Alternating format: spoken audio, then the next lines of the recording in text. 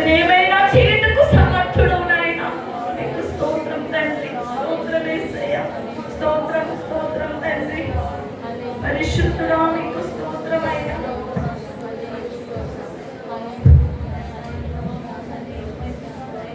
అందరూ కూడా చేతులెత్తి ప్రభుని ఆరాధన చేద్దాం. ఎవరు కూడా మౌనంగా ఉండకండి.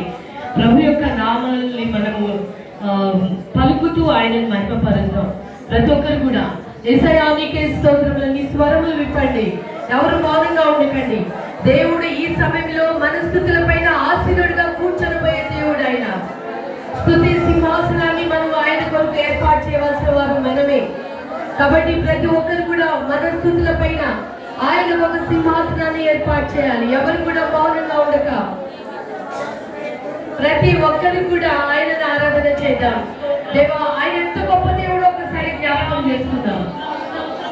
ఆయన ఆశ్చర్యకరుడు, ఆలోచనకర్త, బలవంతుడైన దేవుడు, నిత్యుడగు తండ్రి, సమాధాన అధిపతి అయినటువంటి దేవుడు ఆయన. మహోన్నతుడు, మహాగరుడు, నిత్య నివాసి, మన రాజు ఆయన. మహాదేవుడు ఆయన, రోషం గల దేవుడు, దహించు అగ్ని. ఎంతో గొప్ప దేవుడు మనతో ఉన్నాడు.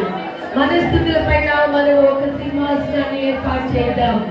ఆయన స్థుతుల పైన కూర్చొని ఆశ్చర్యుడైంది. నీ యొక్క సమస్య, నా సమస్యలైనా పరిష్కారం చూసే దేవుడుగా ఉన్నాడు.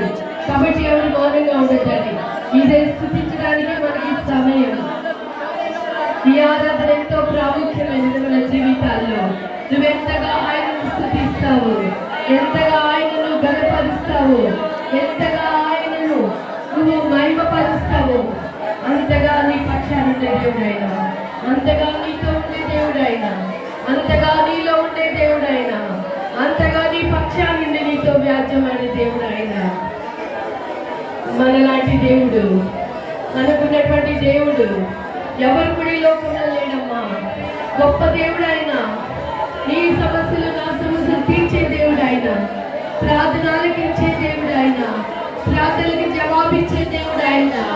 సమాధానకర్త అయిన దేవుడు ఆయన. ప్రతి ప్రార్థనకి జవాబునిస్తాడు ఆయన.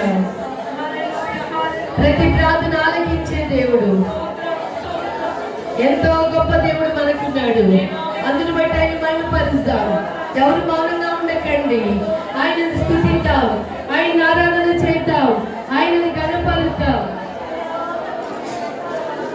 ప్రతి ఒక్కరు కూడా దేవానికి స్తోత్రం అయ్యా.